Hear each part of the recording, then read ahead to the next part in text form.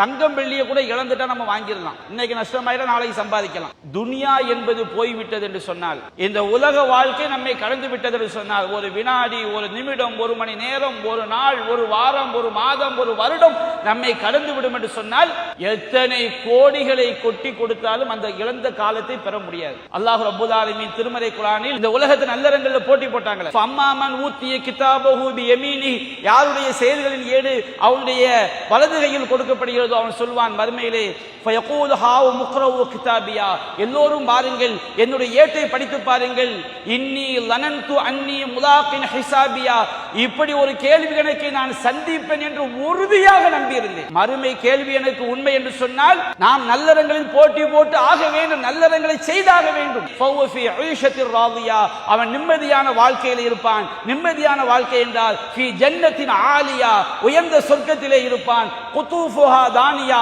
அதனுடைய கனிவர்க்கங்கள் எல்லாம் தாழ்ந்து தொங்கிக் கொண்டிருக்கும். அல்லாஹ் சொல்வான், குலு வஷ்ரபு ஹனீஅம் பிமா அஸ்லஃப்தும் ஃபில் அய்யாமில் ஹாலியா, முந்தைய நாட்களிலே இந்த உலக வாழ்க்கையிலே நீங்கள் முற்படுத்திய ஒன்றுக்காக தாராளமாக உண்ணுங்கள், தாராளமாக பருகுங்கள். நாம் மறுமையிலே இப்படி இறைவன் நம்மை நோக்கி சொல்ல வேண்டுமா? அல்லது